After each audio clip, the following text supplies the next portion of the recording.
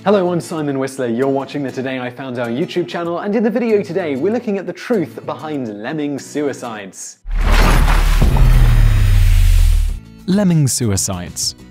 Contrary to popular belief, lemmings don't commit mass suicide. So when did this myth get started?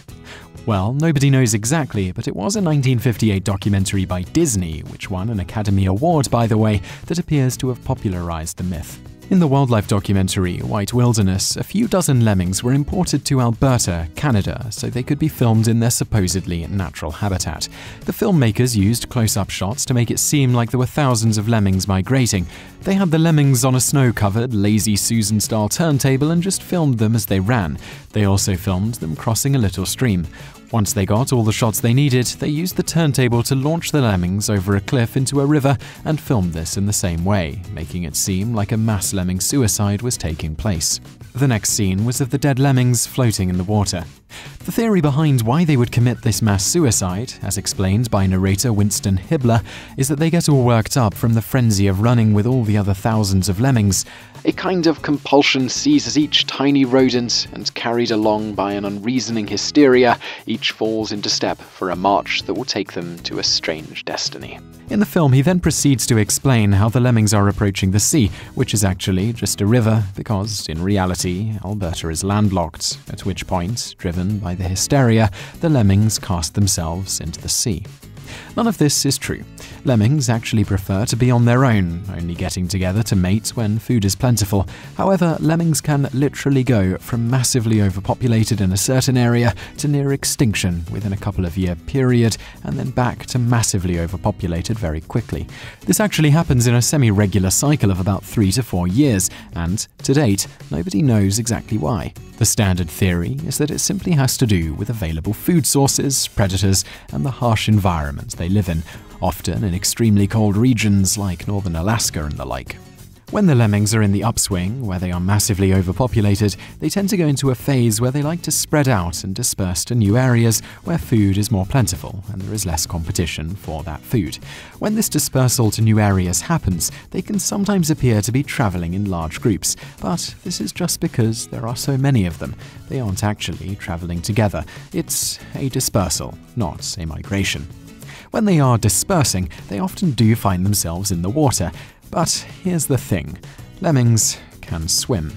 And actually, given their size, about the size of a mouse or hamster, they can swim a pretty incredible distance, about 200 meters or around 600 feet. So, in their quest to spread out, they will occasionally choose to try and swim to another place, and many die in the attempt, only to be washed up on shore later.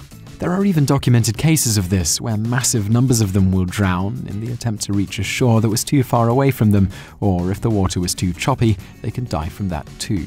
When enough of them try to disperse to whatever far shore and fail, the dead lemmings will pile up on the beach, perhaps giving the impression that they committed mass suicide in some sort of frenzied group migration.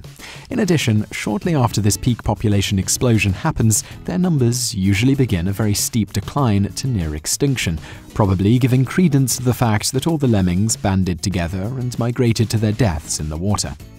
As noted, despite the fact that it is often cited that it was this Disney documentary that started the myth, this is not the case either. There is a reference to huge numbers of lemmings jumping off cliffs from a 1954 American Mercury article, which is a full 4 years before Disney's documentary came out. On top of that, there was a 1955 comic by Carl Barks titled The Lemming and the Locket that portrayed the same type of thing. All of that aside, the people working on the documentary took their job very seriously, so they wouldn't have just made something up like that. They clearly thought it was true.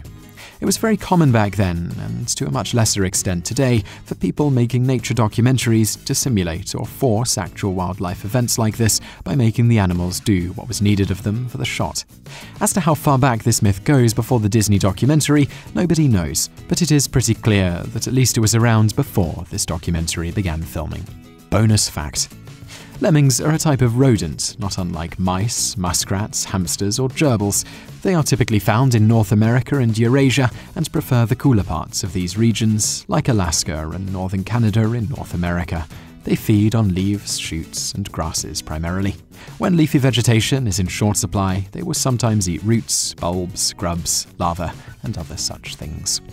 So I really hope you liked that video, and if you did like it, click like below and leave us a comment to let us know what you think. And also check out a couple of our other videos, which are linked to on the screen now, and don't forget to subscribe for brand new videos every day. Thanks for watching.